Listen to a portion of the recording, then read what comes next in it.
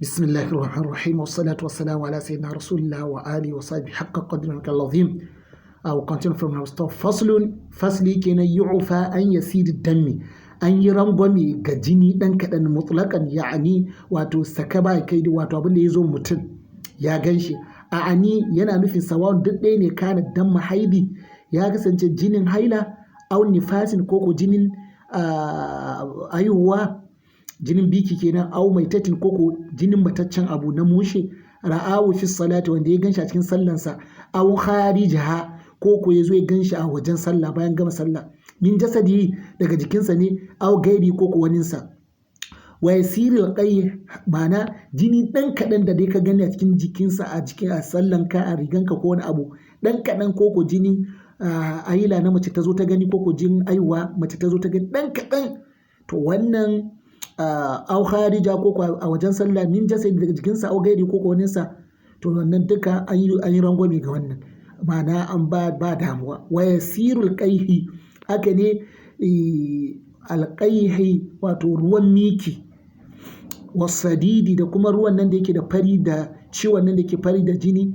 bai zama jini gaba ɗaya ba kuma bai zama fari nan gaba ga nan da fari da kaɗan din nan shi ma ba an yi rangwame ga haka wal yasiru abinda ake nufi da yasiri ma duna dirhami abinda bai kai dirhami ba wal muradu abinda ake nufi bid dirhami al bagli wato yani alfadari ana nufin alfadari ai da'iratul lati takuna bi babin dhirai wata irin da'irar da ta kasance a gefen kafan zira'i na alfadari wa an athar dumali aka ne kuma wato kurji kamar maruru idan lam yunka idan ba matse shi ba ai lam yusar ai abin da ake nufi ba matsa shi ba an dammi to sai mu tsaya nan sai mu yi shi kaɗan saboda kamar da aka ce a ɗaukar shi kaɗan sa fahimta again ma'ana abin da ake nufi jini ɗan kaɗan idan mutum ya ganshi a cikin jikinsa da sallansa ko ya gama sallah ɗan kaɗan ya gan shi to wannan an yi rangwame ga mutum sallan shi ya yi. We repeat it with English language as usual. Faslun, this chapter will tell us yu'fa an yasir dami. It is been permitted to someone that sees an yasir dami to a little blood mutlaq that he sees in his that he sees.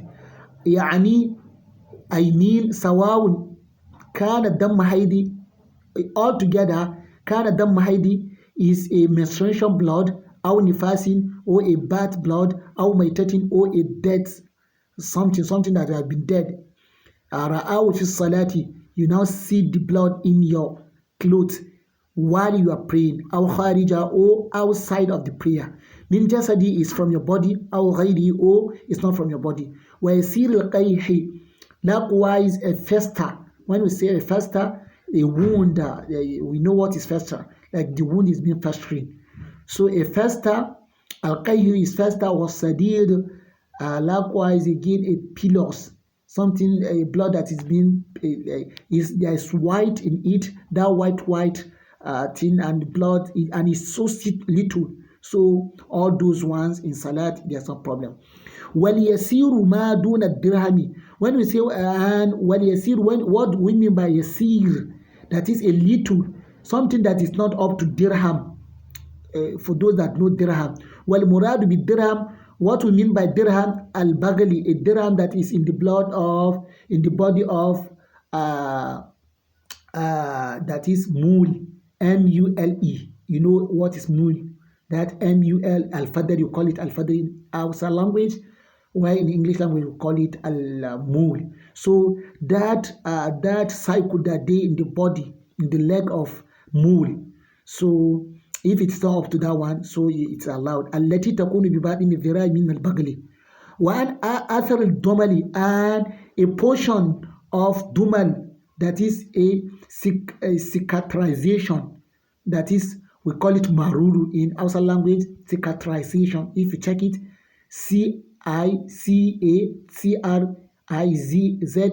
cicatrization.